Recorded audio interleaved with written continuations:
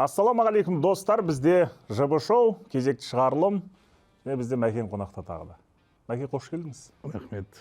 Киім ауыстырып келіпсіз бүгін, өткенде екі бағдарламада бір киіммен отырдым деп. Екі бағдарлама екен білмедік қой. Бір бағдарлама екен де ұры жеріп келеді. Екіге кесіп сатық қой, бөліп. Продолжение следует. Мини-сериалдар ғой бұл. Осы ЖБ шоу деген несі қандай? Расшифровкасы. Жандос Байділді атындағы шоу. Мен жарайсың Байбосынов шоу ма деп ойладым. Жауап бер, шоу көп бұл несі? Железобетон ғой негізі. 7 айлық Байбосынов ше?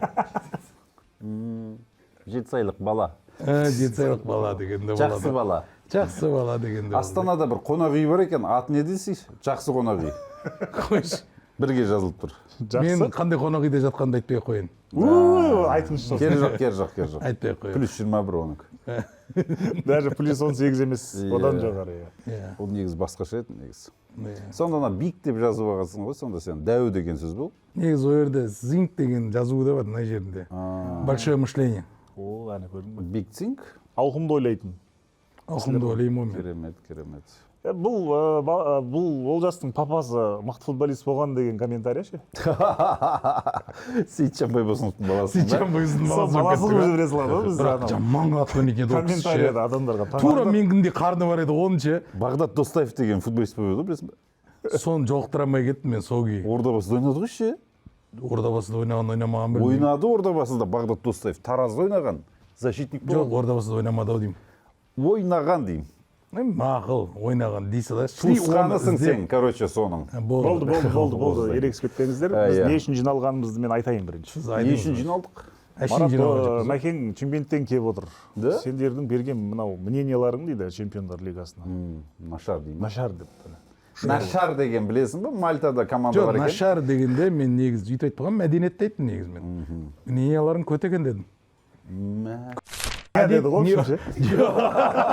Жоқ, көт деген ол әдебиетте бар сөз ғой, көті бар батыр деген бар мысалыға. Мен көті бар батырдың ұрпағым ғой, білесің бе? Мысалыға, сіз біраз адамның ұрпағысыз дейік. Есет Көтібарұлының ұрпағым ғой. Ұрпағы тікелей. Қойш, мықты. Түбі Атырау жақтан ғой? Неге мненияларың өте нашар сендердің шынымен? Біріншіден, тәпсірлеп айтайын. Біріншіден, ешкім білмейді оны. Жалпы матчтар қалай болады? Жоқ, енді туралауға болады. Пікір кезінде айтасың. Пікір кезінде бәрі жақсы. Ұтылған ставка қайдан шығады дейді атам қазақ. Жоқ, мен ойлаймын да, ақыр сен мнение беріп жатсың.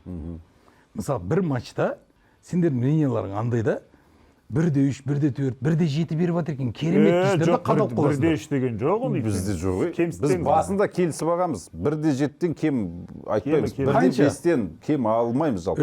3-4, 3-5 деген бермейсіңдер бір матчта. Мен сондай айтамын ғой. Бик дегеннен шығады әңгіме жаңа. Кеп отырсыз ғой міне бик. Нелер беру. Ой, мен страшный мненияларым. Мен әлемге қарсы чемпиондар лигасында осы жақын арада матчтар бар емес пе? Айтшы. Ширек финал 4 ойын бар енді. Сол 4 ойынға тоқталамыз. Реалдан бастаса онда. Жиналғанымыз осы. Реалдан бастайық. Реал Арсеналға қарсы сырт алаңда ойнайды. Сырт алаңда. Сіз Реалдың жанкүйерісіз қазір. Сіз қалай? Сіз мнение айтасыз адекватно. Сіз айтасыз Реал жеңеді дейсіз. Бірақ енді жоқ, Реал 2,5 больше өзіне. Сыртта 3 гол ұрған. Ай көрінер көзіне Винисиустың дейсің ғой. Арсенал деген команда мен үшін Тони Адамс, Рэй Парлор, Ян Райт, Марк Овермарс, Денис Беркамптың кезінде ол Арсенал тұғын. Қазіргі Арсенал ол білмеймін, қыран футбол клубы сияқты ғой. Арсенал тай, кішкентай. Қыран жабылып қалды ғой? Жабылады Арсеналдың да түрімен ше. Былай жоқ, білмеймін Арсеналдан. Арсенал негіз андай ғой негіз, мен ойымша кезінде мен Арсеналдың болельшігім деп айтып қойып, қазір амал жоқ басқа клубқа ауысамай, амал жоқтан болет етіп жүрген адамдар Арсеналға болет етеді менің ойымша. Мүмкін. Жоқ, мен сіз таңғаламын, сіз сонда Предрак Миятовичтің ойынына ғашық болып Реалға жанкүйер болып кеткенсіз. Басқа футболшылар да болды ғой деймін да. Предрак деген не мағына беретінін айтайын ба сіздерге? Ұмытып қалсаң, Негізі Google-дан көріп алғанбыз. Бұлай драгоценный деген сөзді білдіреді. Драк дегені, пре дегені очень деген сөз. Очень драгоценный. Очень өте қымбатты деген сөз. Гол деген газет болатын еді ғой. Қымбат тек қой. Сол жерде негізі Реалға балет еткен былай. Мектепте әркімнің өзінің бір командасы болатын. Біздің жылдарда Реал мықты клуб емес тұғын. Сөздің ашығына келді. Италияда ол кезде көбісі. Милан. Ол кезде бәрі Милан, Джордж Вея, жаңағы 96-та Оливер Бирхов, Юрген Клинсман болып жүрген кездері ғой адамдардың бәрі ше. 96-та енді Англияда Блэкберн чемпион болып отқан кездері ғой енді. Мысалға да Реалға қатты ешкім балет етпейтін. Оның үстіне финалда Ювентуске қарсы ойнайтын кезде Ювентус фаворит тұғын. Сол кезде мен анау фавориттерге қарсы шығып үйреніп қалған бәлемін ғой. Мен онда Реалдың болельшігімін. Ағысқа қарсы жүресің ғой. Бірақ сол ойынды көрмегенсіз, газеттен оқығансыз. Газеттен голдың суретін көргем. Предрак Миятовичтің бүйтіп воротаға қарап допты бүйтіп ұшып баратқан. Голдың суреті қалай болады ол сонда? Елестету дейді онда. Соқпағанда сол кезде. Анау не сияқты ғой, мысалыға Playboy деген газет сатып аласыз ғой. Ой. Сол сияқты елестету дейді онда. Ол жерде де елестеттің ғой, дұрыс Ол па? негізі штрафнойдың ұрған екен ғой, кейін көрдім видеосын. Штрафной емес. Штрафной емес па? Офсайдтан. Сол кезде Реал офсайдтан ұрып жүрген көрдің бе? Енді ол кезде енді. Қанына сіңіп кеткен десе үсті Аллаға офсайд. Миятовичтің тура Ермаш сияқты осылай Ол сақалы кезде болатын мұрты сразу былай айтып қояды. битіп қалған. Предрак Миятовичтердің кезінде ол галактикасы емес тұғын. Ол галактик кейін Ол қалды. жұрттар кейін ғой, оны. Кейін балет етіп жүрген. Жоқ, мен ана 92 жылғы Лига чемпионатының составын алып шықтым ғой, өткенде Цервена Звезда жеңген жылы ше. Сол кезде ойнаған екен ғой Предрак Миятович. Цервенада ма? Цервенада ойнайды ғой. Сосын жаңа Сіз матч енді туралы айтайын. неге сүйеніп сіз 2,5 көп деп айтасыз? Сырт алаңда ғой. Мынандай ғой. Жай обал Мен болмайды екі мнение айтайын сізге. Біреуі чисто фанат болельщик ретінде, ол Реал Мадрид өзінде 2,5 больше. Екіншісі бірінші таймның тоталы 1,5-да көп. Статистика қарасаңыз, Реал Лас Пальмасқа қарсы ойнаса да, Асасунаға қарсы ойнаса да гол жібереді. Гол жібереді бірінші таймда, и өздері ұрады. Бұл енді ширек финал ғой, чемпиондар Өте лигасы. негізі ірі екен әңгімелеріңіз өзіңіз сияқты. Әңгімелерім ірі. Мненияларыңыз да ірі. Иә. Оның үстіне Куртуаның травма алып қалғанын есептеңіздер. Лунин да травма. Лунинда травма, үшінші баратар. Сонда Асенсио травма, Рауль Асенсио. Жоқ, Вальверде ғой қазір. Үшінші баратар ма? Үшінші баратар Вальверде. Жаңа неден алып келіп жатыр жастардан. Бір бәле Гонзалес Фран. сондай в общем. Фран Гарсия десеңші. Гонсалес. Соны шын ба? Фран Гонсалес? Фран Гарсия деген бар емес пе? Фран Гарсия. Футболшы ол. Ермұхаммед деген ат біреу емес шығар Қазақстанда. Сол сияқты ғой ол да. Фран Гарсия туралы ана әңгіме рас па? Марат дегендер де көп қой. Мәке, ана әңгіме рас па? Фран Гарсия туралы? Қайсысы?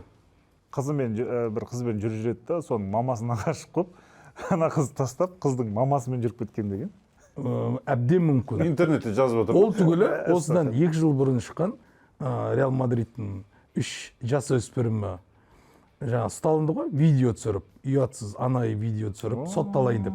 Сон үшеуін біреу кім екен білесіз ба? Асенсио. Бәрекелді. Қай Асенсио? Қазіргі основной составта жүрген Асенсио деген игрок. Бір журналист сұраған ғой баяғыда Асанәлі туралы әңгіме болып жатыр деген ғой. Сөйтсе, қай Асанәлі деген ғой?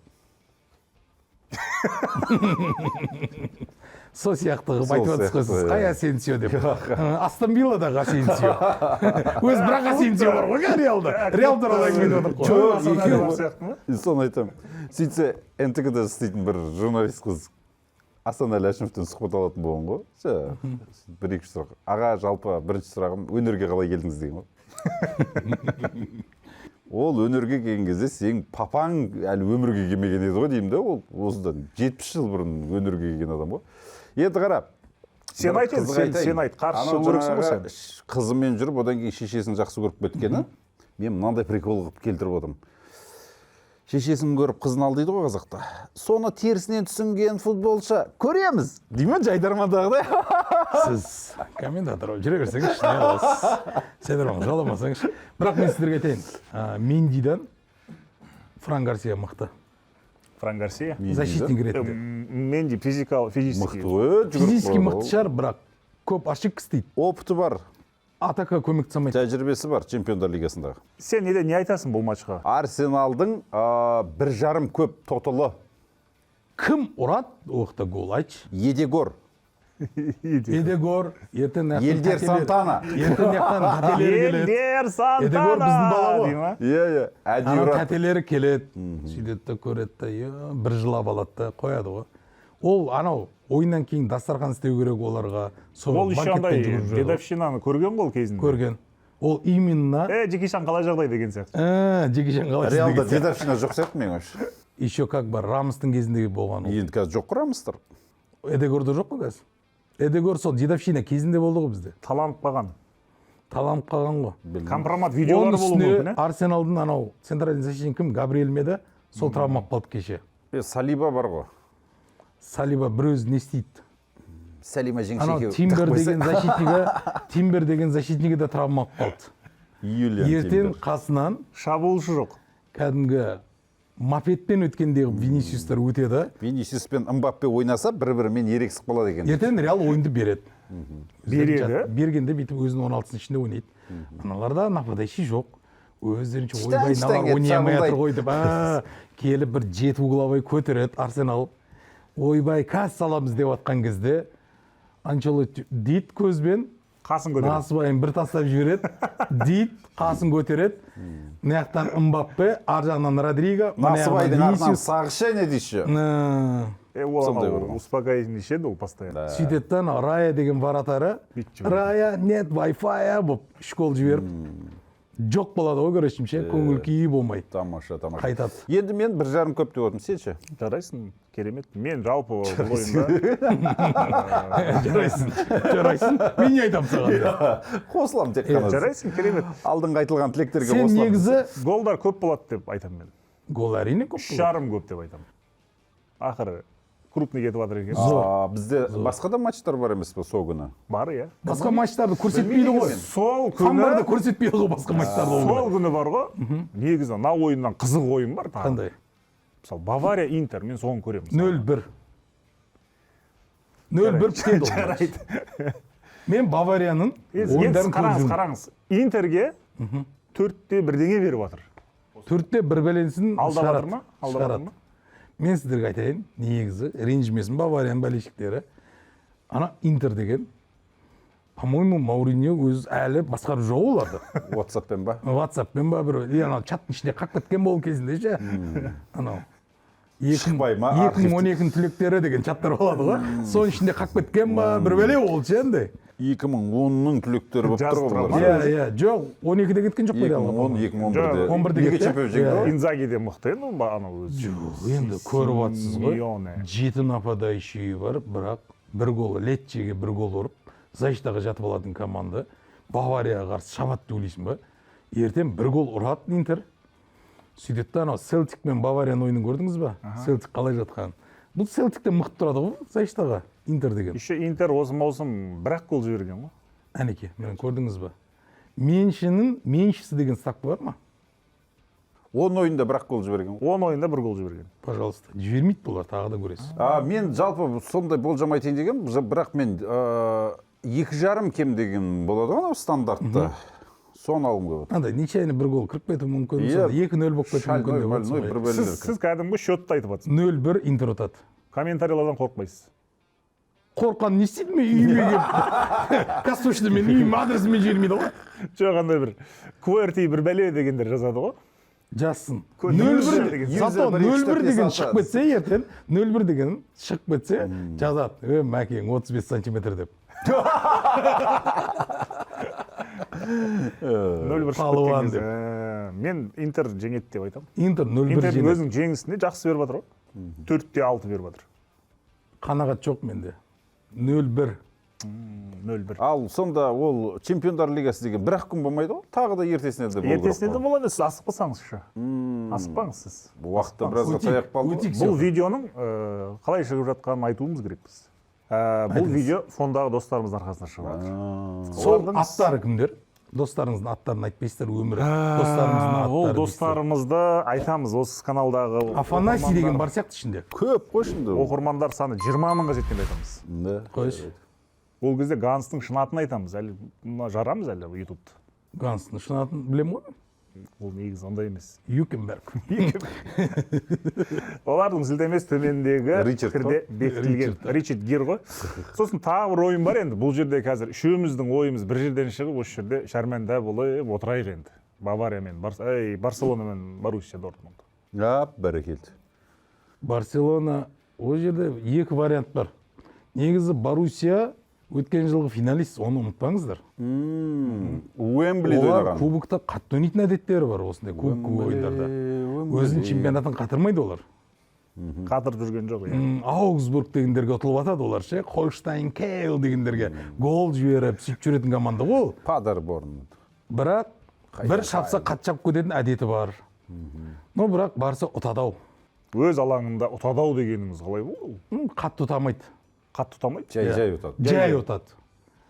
Вот осы жерде мен 2,5 аз дегенге айтар едім.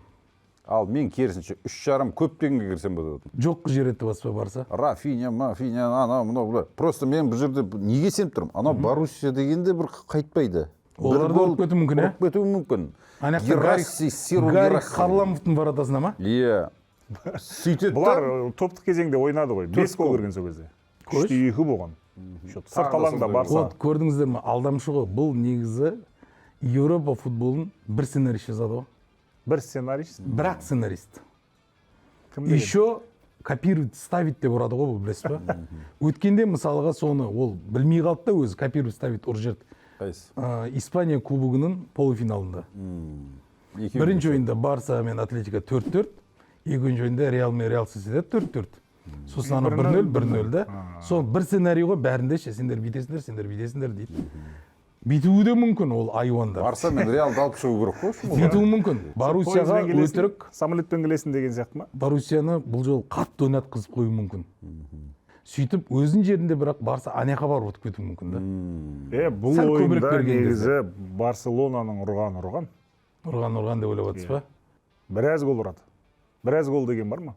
Бір 2-0 өтатын сияқты болып тұр ма Барса ары кетсе? Барса бір 3-4 гол ұрған ғой. Өзі. Или 2-1 ма? Өзі ұрады. Жоқ, бүйдекші менше 2,5 менше деген мнениемді алып тастадым. Мен басқа мнениеге кіреді екен бұл жол. Пенальти да деген.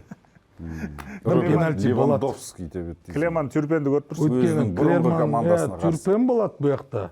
Или бұл Испания мен Германия екен Майкл Оливер де кеп қалуы мүмкін. Ол да айуан ғой, қоя береді. Сосын кімнің қайнатасы бар? Қайнатасы? Жа, Шимо Марчинек. Қайнатасы ма шынымен? Қора берсе, кім біліп барадыр?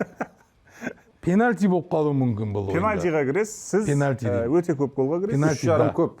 Мен Барсаның өзі 3,5-ға кірем. Өзінің бі? Міне болды. Міне. Әрек етіп жатыр, қатты кетіп барадыр. Сіз қатты кетіп барады? Ол негізі қалай сонда 3-ақ матч бола ма не осы турда? Сосын тағы бір ойын бар. Қандай? Бірақ ол ойынды сол күні көп адам көрмеуі де мүмкін. ПСЖ Астон Вилла. Мен көрем сол ойынды. Ерегіскен тұр. И мен бүкіл әлемге қарсы шыққым келіп тұр. Астон Вилла алып қояды ПСЖ-ны көресіз. ПСЖ үйде ғой бірінші ойын.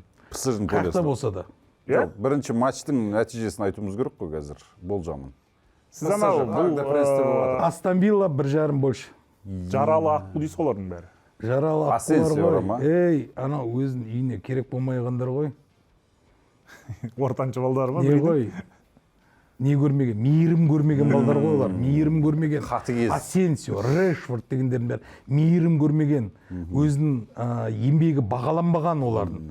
Ертең олар шыққан ұрған. Жастайынан жалтақтап өскен. Жан-жақ қарап, анау Реалда ойнатта жан-жақ Барсаға гол ұрып жүрсе де бағаланбады. ПСЖ-ға келді, ұрып жүрсе де бағаланбады. Енді Астон Вилла деген жерде жүр. Қақпашысын айтсаңшы Астон Вилланың анау.